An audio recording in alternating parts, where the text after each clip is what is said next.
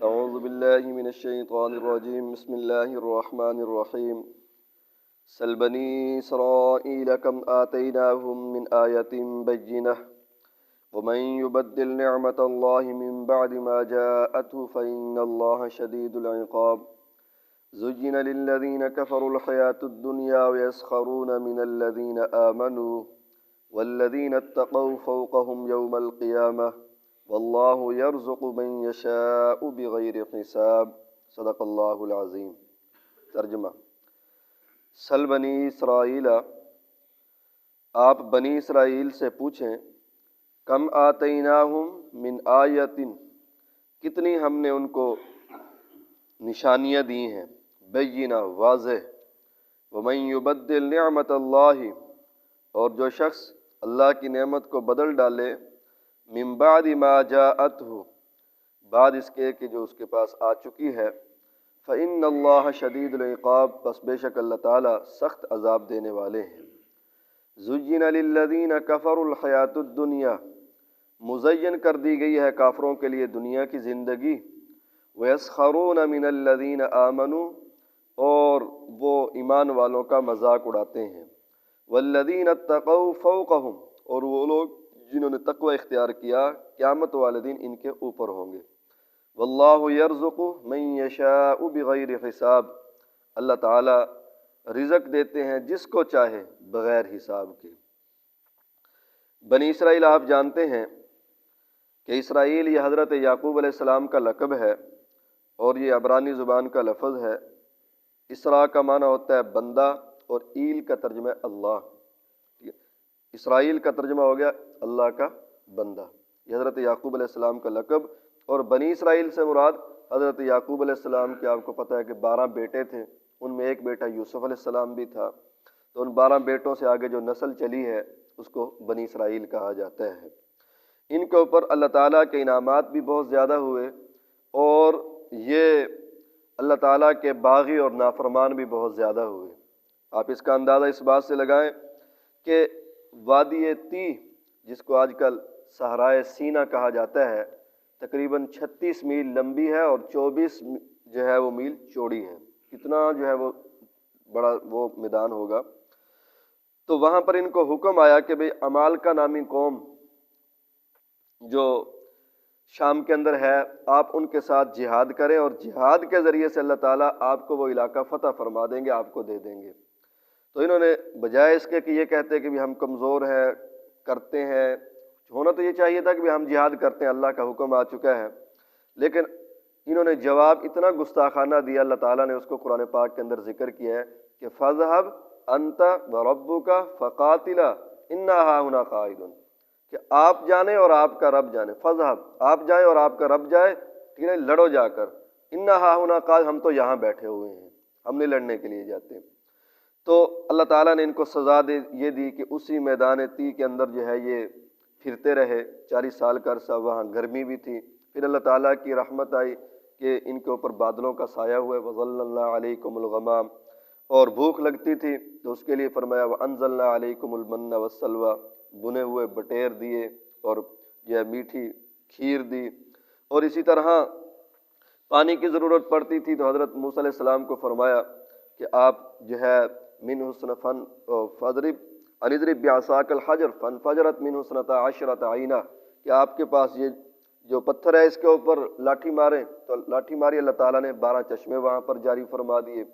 اسی طرح فرعون کا لشکر ان کے پیچھے لگا، ٹھیک ہے نا جی، اس کے پا لیا تھا، آگے دریا تھا، پیچھے فرعون کا لشکر تھا، تو وہاں پر بھی اللہ تعالیٰ نے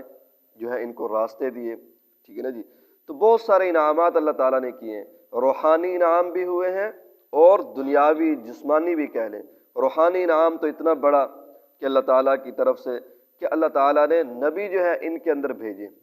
تقریباً 4000 پیغمبر کم و بیش جو ہیں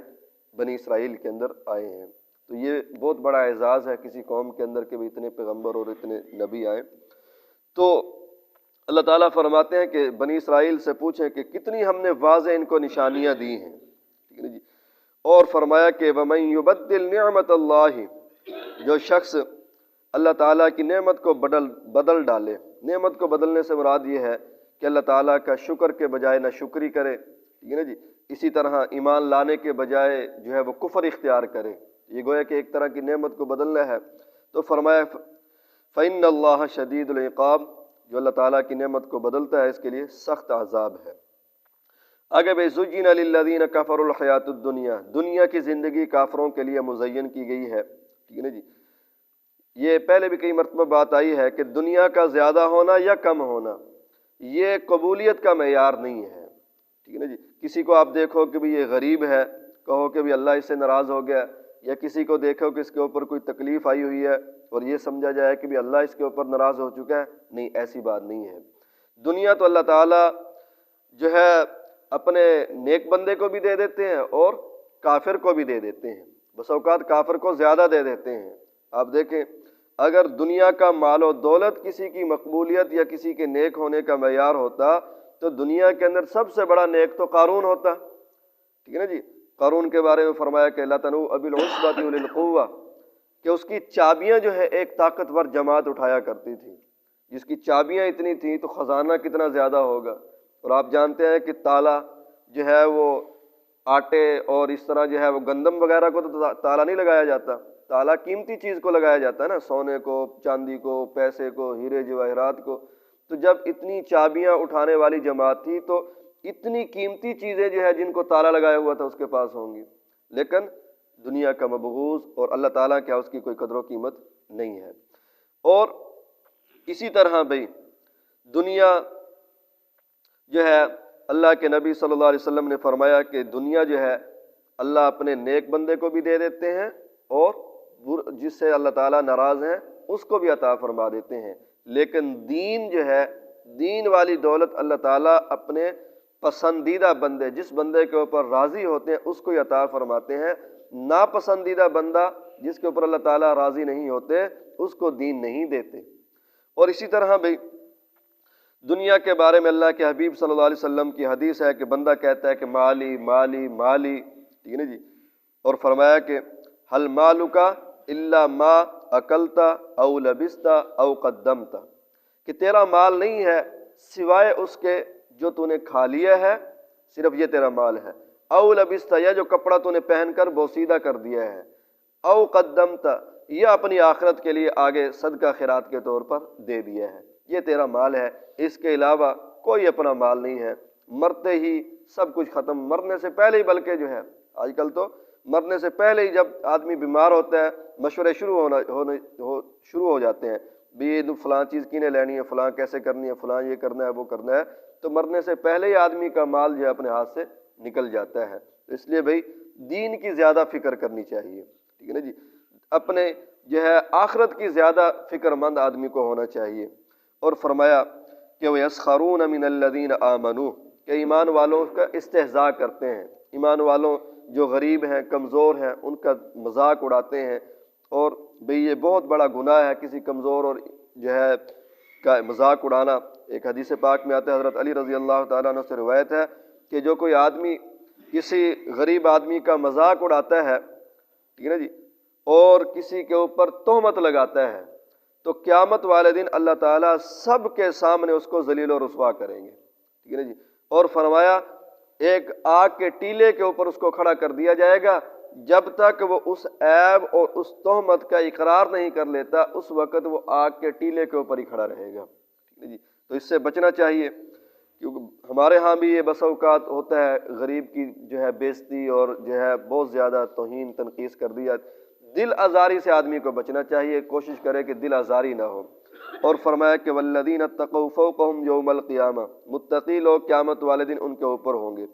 مقام کے اعتبار سے بھی کیونکہ جنت اوپر ہے جہنم نیچے ہے، اور درجے کے اعتبار سے بھی کہ اہل ایمان اور اہل جنت کا درجے بلند ہے اور اہل دوزخ کے درجے نیچے ہیں۔ فرمایا واللہ یرزق من یشاء بغیر حساب، باقی بات رہ گئی ابھی رزق کی، رزق تو اللہ تعالیٰ جس کو چاہتے ہیں بغیر حساب کے عطا فرما دیتے ہیں۔ بغیر حساب کے دینے سے مراد یا تو یہ ہے کہ بہت زیادہ دے دیتے ہیں، اور ایک اس کا مطلب بغیر حساب کا معنی ہوتا ہے مشقت، کہ اللہ تعالیٰ جس کو چاہتے ہیں بغیر مشقت کے رزق دے دیتے ہیں۔ بہت سارے لوگ ہم نے دیکھا کچھ بھی نہیں کرتے پھر بھی اللہ تعالیٰ ان کو روزی جو ہے بڑی فراوانی اور بہت کچھ دیا ہوا ہوتا ہے۔ تو بغیر مشقت کے ہو یا بہت زیادہ ہو تو اللہ تعالیٰ جس کو چاہتے ہیں وہ عطا فرما دیتے ہیں۔ اللہ تعالیٰ سے دعا ہے کہ اللہ تعالیٰ ہمیں بھی رزق کی فراوانی عطا فرمائے اور ہماری آخرت کی فکر اور آخرت کی تیاری کی توفیق نصیب۔